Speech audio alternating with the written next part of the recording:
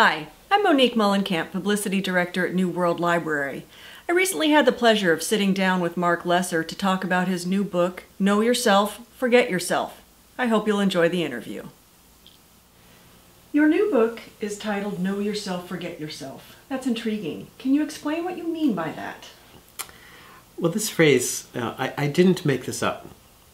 In fact, for me, it comes from one of the most important and early Zen teaching, this fellow named Dogen from 13th century Japan, who was the founder of Zen in Japan, very famously said, to study the way is to study the self, and to study the self is to forget the self, and to forget the self is to awaken with everything and everyone.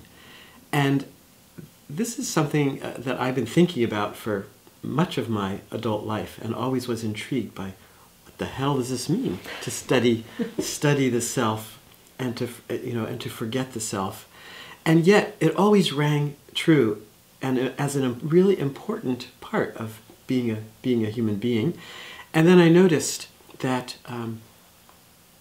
so much of what I teach, whether it's in the world of meditation, or a lot of what I do is in the world of business and organizations, helping people to both learn more about who they are, to develop self-awareness, and at the same time to be less self-critical, less self-observing in a certain way, to find real freedom.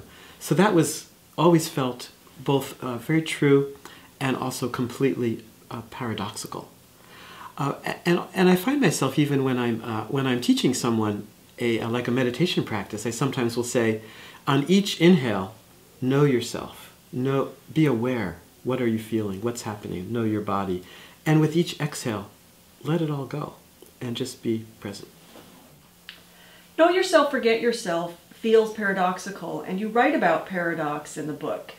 Can you talk more about paradox and why it's so important?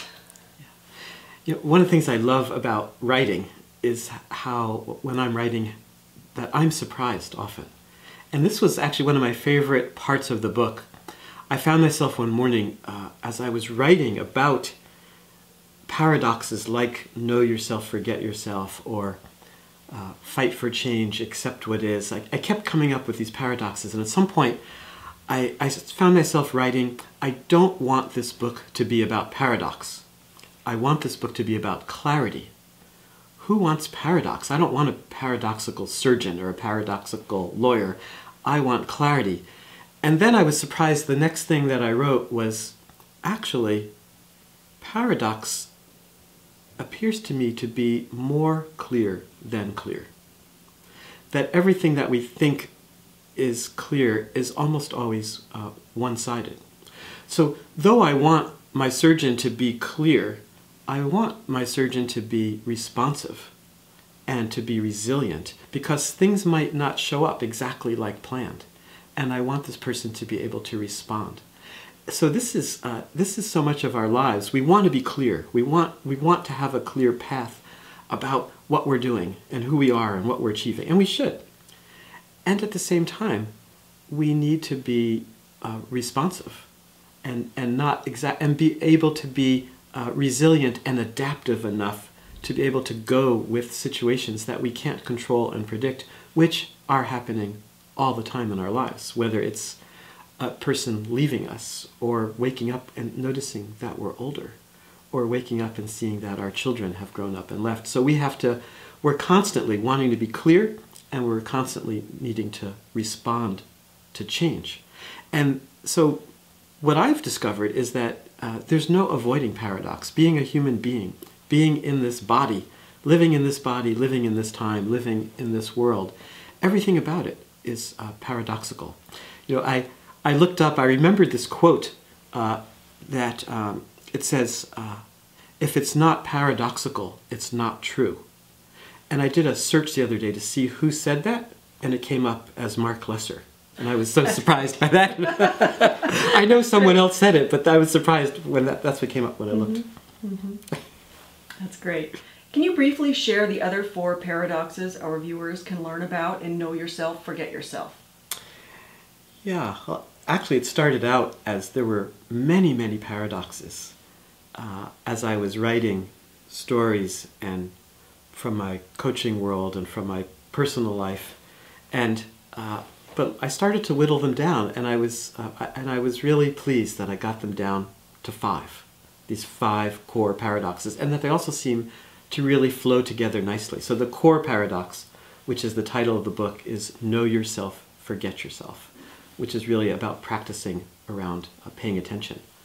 The next paradox is Be Confident, Question Everything, which actually for a while that was the title of the book, because I loved that paradox. Be confident, question everything. And it just seems like so much of my life and so much what I'm teaching is about how to be confident and at the same time how to stay open. And then the next paradox is Fight for Change, Accept What Is. That was also the title for a little while, because I really liked that about so much of our lives is how we are fighting to change things and improve things and move towards things, but at the same time seeing the benefits of complete acceptance, making change actually making us more effective in promoting change. And then I realized there needed to be some component. There was a paradox around emotions and how we work with our emotional lives, and that became embrace emotion and embody equanimity. So the sense of being fully emotional and letting your emotions, being free in your emotions, but at the same time finding some equanimous part of yourself right in the midst of emotion. And then really the 5th paradox was kind of the aim, which was about results, which was around effectiveness. And this paradox became benefit others, benefit yourself. And more these 5 paradoxes seem to fit together, both as kind of a pyramid with the know yourself, forget yourself down on the bottom, and the benefit others, benefit yourself on the top. And they kind of flow as a nice way of practicing that. And to me, these 5 paradoxes are the challenge is to take them from ideas and to embody them and make them actual practices in one's life, which I'm always attempting to do. All right. Thank you very much. Thank you very much.